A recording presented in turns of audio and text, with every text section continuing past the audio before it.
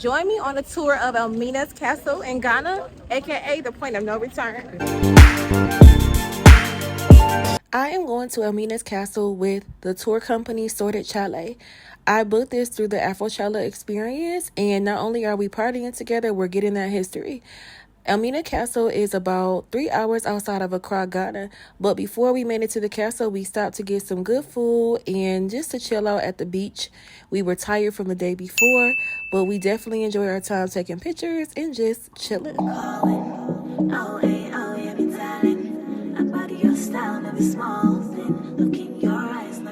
It is estimated that about 30,000 slaves were traded every year in Elmina until slave trading was abolished. We are about to get so much history, so make sure you stay tuned until the very end.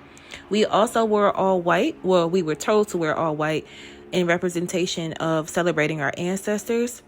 And your girl was tired from the day before, so I did not get a chance to wear all white. I had to just throw on what I could throw on. Before going into the slave dungeons and understanding everything that took place at Elmina's Castle, we first started off with the museum inside the castle to understand the history and how it came to be an actual museum and to see the faces of our ancestors that passed through here over the years. You are allowed to ask questions, you are allowed to take pictures. My name is Papina Kondua, and I'm Elmina, Portuguese. Portuguese being the first were here in 1471 for two main reasons. That is to trade and also to spread Christianity. Being here for 11 years, they approached the king of the land in demand of a piece of land to put up this very structure.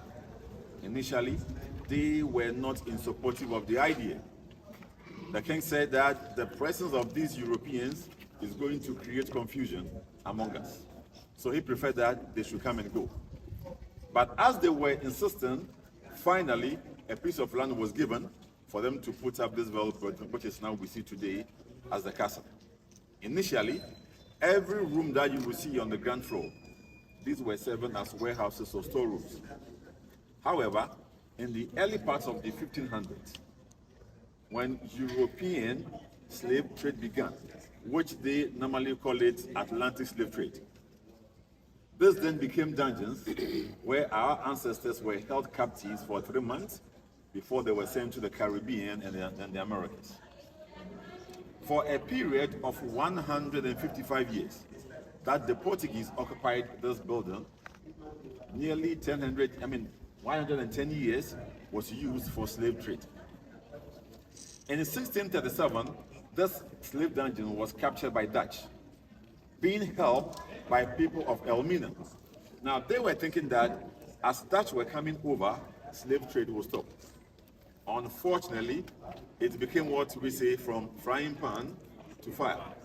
They even did worse. They were here for about 2 centuries. For 235 years, Dutch occupied this building. 210, British Parliament officially abolished slave trade. But this was just on paper. This continued illegally for over 50 years. So in the 1870s, this castle was no longer profitable for them. It was sold to the British. Now, British were here up to 1957, when we had our independence under the leadership of Dr. Kwame Nkrumah. Now, on the day of Ghana's independence proclamation by Osajifo, this is what he says. He says, when black man is given the chance, we are capable of managing our own affairs. Saying that for over centuries, image of black person has been trodden upon, so we need to create or build what he termed African personality. Saying that we can do so if we see the need to unite, because division is such a destructive tool that can affect every group of people. So saying that African unity is non-negotiable. But those who knew the danger of this man's thought, or what this man was about to do, collaborated with people within to have him overthrown in 1966. this regime was truncated. After Nkrumah is gone, all the leaders who were championing African unity were getting rid one after the other. Today, what we are talking about, Africa must unite, is something that they said some 60 years ago. So if you have trodden that path, you wouldn't be where we find ourselves today as a continent. After slave trade and colonization have stopped and so forth, Africans were dispersed throughout the whole world, throughout the globe. And I'm saying that things in Africa are divided, just like Africans living outside the continent. You know this, that we are the only continent that speaks language which is not ours. We speak French, English, Portuguese, and Arab. It tells you how division has been implanted on us. So if we can overcome anything, the first hurdle for us to do as black people is to see the need for us to come together. So let me tell you one of the dangers.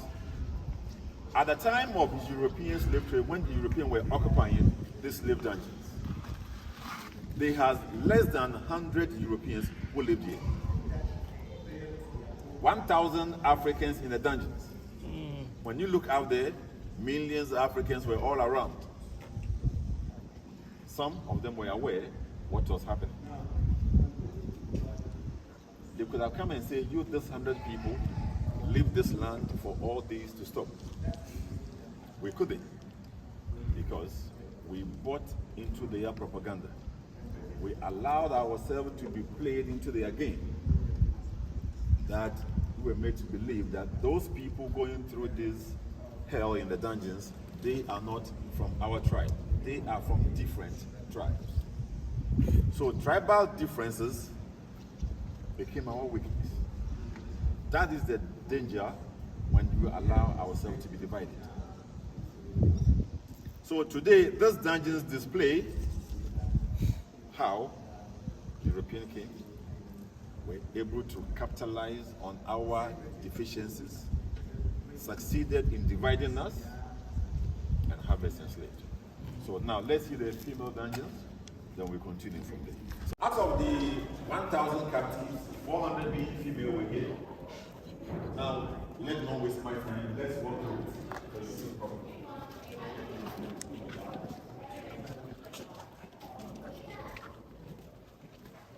Original floor they had at the time. Stones, no mattresses, no blankets for 3 months. They were on this hard surface. As one is captured, he or she has to walk for several miles before getting here.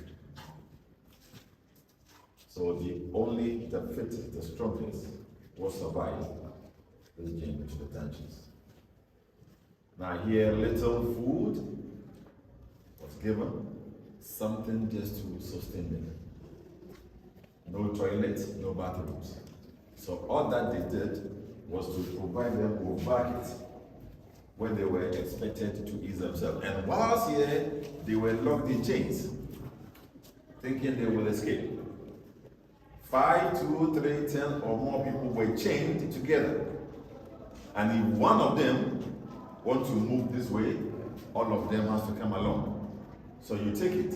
If one is weak, or they were from different tribes that they can't communicate, then they had to do everything here. When you look straight, that belly hole, this connects to the magazine where they used to store gunpowder. This gunpowder has a very strong smell, a toxic smell, of course. So whenever is a leakage in there, air which came through that was poisonous. And as they keep inhaling it, this gradually poisons their system, killing some of them. Dead bodies here, just like on the slave ships, were thrown in the sea. As people sojourn or to visit the dungeons, they normally came with these wreaths in memory of millions or thousands of our people who went through the dungeon, those who died here in zone.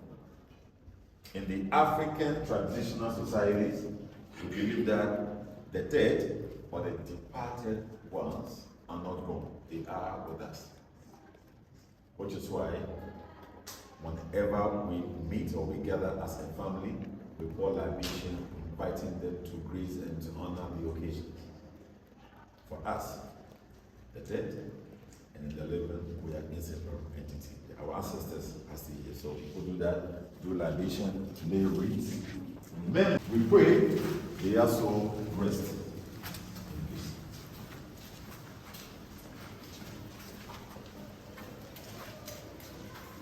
What we have here is a well, a cistern which they used to store rainwater, saying that those Europeans who occupied these dungeons on different occasions, but who were here, never came with their women. So here in the dungeons, there were sexually abused our mothers who were here. So if any of them, be it a governor, a deputy, those officers at the top, if they wanted to do that, they came up at the balcony, they brought these women in the courtyard, he looked through and then select. The one chosen might have been here for days, for weeks, without cleaning her feet or let alone have a shower. Now these soldiers had water from this, bathed her in the open as others look on. After this humiliation, she was taken absent. Due to this, some became pregnant, they had children. In most cases, they had light skin, what you may say, have cars or mulattoes and so forth. Again, most of these women, often when they were chosen, they resist. They never agreed. So in their attempt to put fear into them, this woman is then brought here, chained to this cannonball. This is quite heavy. That on the normal circumstance, chained to this, you can't move with it. So this person is stuck in the rain, in the sun, for several days. Like I said, they were doing so to break the asteroids. They were doing so in order to put fear into the others. After being here for 3 months, when the ship had come, that was the time they will assemble these women once again in the courtyard, chain them properly, march them through a door of no return before they get to the ship. Now let's see that.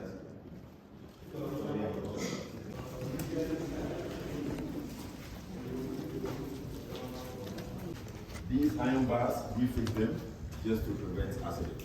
So we're going to walk around and we'll see you. Pay attention to how the tunnel walls will become narrower and narrower as we walk through. We were having dialogue about what we had learned so far.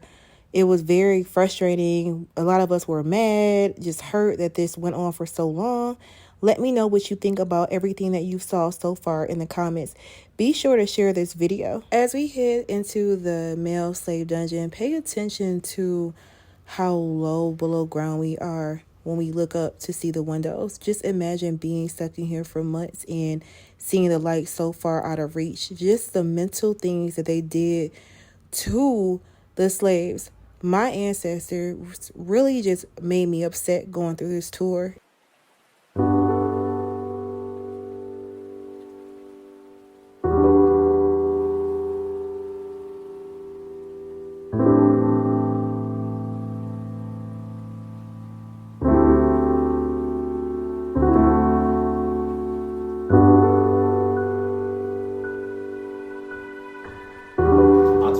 Wasn't like that. For instance, this is the height of the entrance. But when the slave trade began, it was reduced this way, saying that one person comes in at a time, ensuring that nobody escapes. And at that point also, that is the door of no return. Let me show you something. Just a minute. This way. And people keep asking, what about if some of the captives were big? The point is that by the end of 2-3 months in the dungeons, they would have lost weight to go through that. Now, the water was very much closer. Today it has receded. And as they walk down here on the steps, they first get to the beach, where they were much further, and then at the time the water was closer. So boat or canoe will pick them in the batches to the ship before they were packed and then the journey began. They were already weak from the dungeons, and that explains why a lot of them couldn't survive the journey. We have several records. One of them is saying that when you take every 3 Africans, 2 died, 1 survived. It continues saying that some 20 million people made it. If we are to go by this ratio, we are saying that some 60 million were involved, of which 40 million died. Go ahead. So I Did you hear that number? 40 million people died. 40 million of my ancestors died, all in the name of the slave trade. They were beaten, starved, mentally abused so much. Flowers are placed here right now for the remembrance of them. But just imagine the fear, the screams of what went on in this dungeon, and then to be smashed through this tiny doorway to a point of no return, leaving your homeland. And the worst part, after all of this, so much was done to separate African people from one another. And the African Americans in the U.S. right now, we don't know where we come from, a lot of us, because so much was done for us to never truly know where our ancestors came from. What part? Ghana, Nigeria. Where are we from? I was mad at the East African slave trade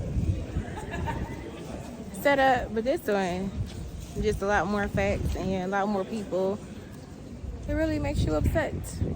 Even more so because everywhere I've been in Africa, everyone's like, what part of Africa you're from?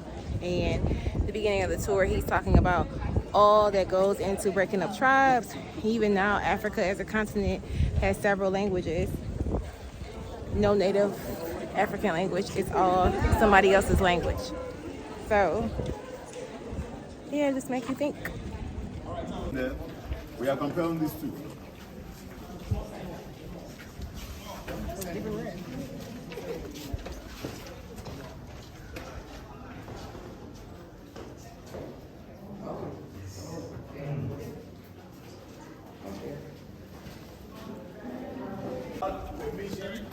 They were brought in here, and because it's their own people, this was well ventilated. Yeah. Now the next one for the Africans, those who tried to escape, those fighting for their freedom were locked in here, no food, no water, so the last person has died. And which is why you see the skull and the crossbone on top of it. Wow, so they starved them and everything to death in this one? That's correct. And Who was brought in this one? the European soldiers, they were punished. Oh, and And Doing let's say this things before we that go were up. bad. Now we have this European writing. soldiers in was this put one? here Yeah. by our chief slaves in that one. to serve as the mission statement of the tour. As we walk through this, ought to be in the everlasting memory of the sufferings of our ancestors. Out to commit such crime against man, we, the living, we vow to uphold this. This is urging us that irrespective of where we stand, as this story is told, we carry the responsibility in ensuring that this part of our history never happens again. And for that to be true, we need to be aware that all of us have a role to play in this struggle. Nobody is going to fight this for us. Nobody will fight it for us, but ourselves, how to do that. Now let's go up, then we come back.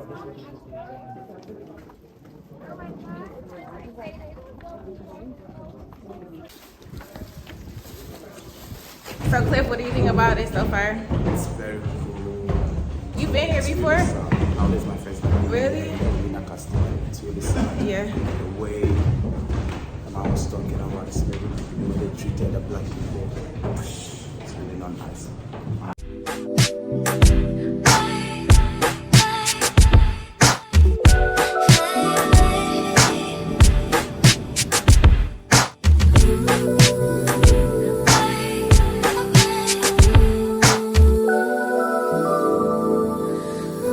What do you think of what I've shared with you so far? Let me know in the comments. I am coming a little full circle on my tour. When I first started my solo travel, I did it so in Europe, and in Lisbon I did the Black in Portugal tour. I did the Black in Paris tour, and I learned so much, and it's like all coming together. I did not even know that the transatlantic slave trade started in Lisbon. So I started in Europe, sitting at the port where it really started. But now coming, then going to Tanzania and learning about the East African slave trade, video on that in the comment section. And then now to be in Ghana, where so many Black people were sent to the Caribbean and Americas, it's a lot. It was a good tour. I learned a lot. I'm continuing to learn a lot. So not only if you like watching travel vlogs, I do love history, and I share a lot of that on my channel. So as I continue to learn, I'm gonna continue to teach y'all as well. Slave castle along the coast of West Africa, built by Portuguese in 1482, captured by Dutch in 1637, sold to the British in 1872. We took over after independence 1957. At the moment, it is 540 years. But always remember that nearly 400 years of its history is talking about Atlantic slave trade. And I have said that as Africans, it's quite unfortunate that we cannot tell our history without mentioning this evil trade. So it's important for us to understand so that when we are telling it, we say it from our perspective and not from their point of view. There is an attempt to suppress or to ensure that this story is not said or is not told. But it is our responsibility to keep the light for the next generation to see. Now, if you forget the past, we are likely to repeat the same mistakes. So please, let's tell the story. Get something that was also going to be a reminder that once upon a time you were at the slave dungeons where the genesis of our ancestral journey began from West Africa. Thank you. Thank you. Have a nice day.